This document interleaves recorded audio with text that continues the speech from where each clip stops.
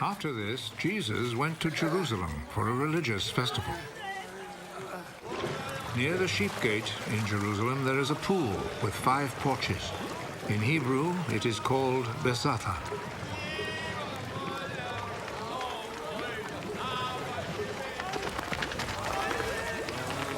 A large crowd of sick people were lying on the porches. The blind, the lame, and the paralyzed.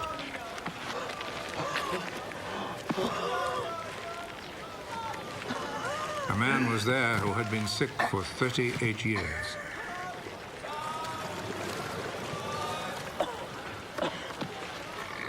Jesus saw him lying there, and he knew that the man had been sick for such a long time.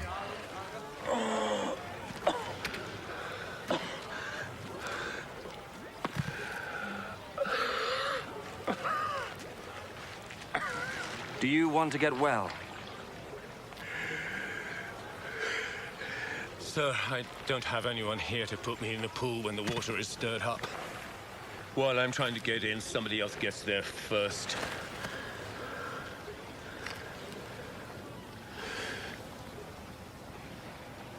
Get up.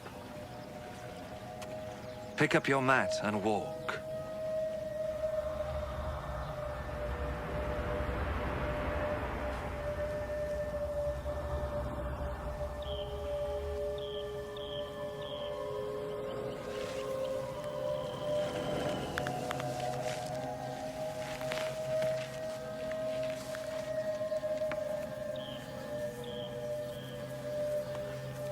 Immediately, the man got well.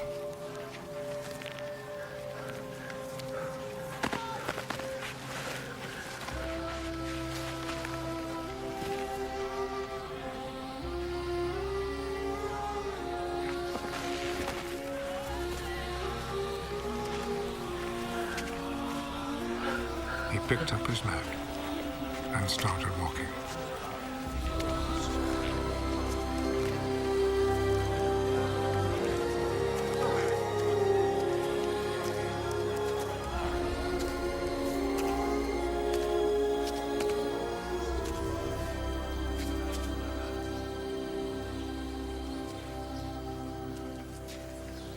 The day this happened was a Sabbath, so the Jewish authorities told the man who had been healed, "This is a Sabbath, and it is against our law for you to carry your mat." The man who made me well told me to pick up my mat and walk. Who is the man who told you to do this? But the man who had been healed did not know who Jesus was, for there was a crowd in that place, and Jesus had slipped away. Afterwards, Jesus found him in the temple.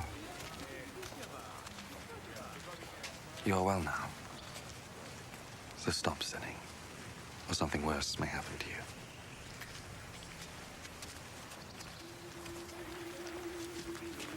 Then the man left and told the Jewish authorities that it was Jesus who had healed him.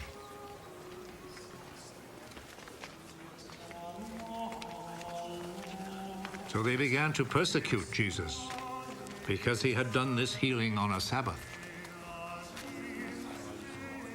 Jesus answered them, My Father is always working.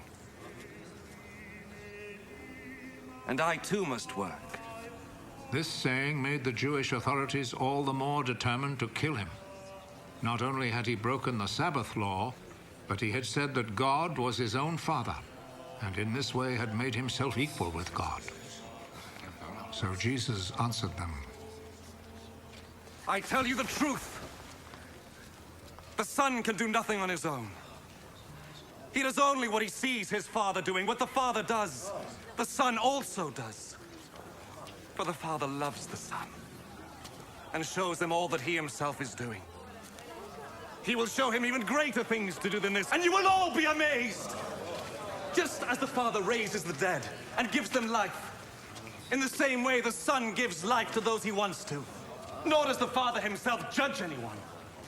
He has given his Son the full right to judge, so that all will honor the Son in the same way as they honor the Father.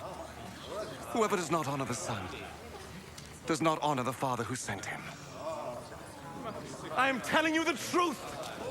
Those who hear my words and believe in him who sent me have eternal life. They will not be judged, but have already passed from death to life. I am telling you the truth. The time is coming. The time has already come when the dead will hear the voice of the Son of God. And those who hear it will come to life. Just as the Father is himself the source of life. In the same way, he has made his Son to be the source of life. And he has given the Son the right to judge because he is the Son of Man.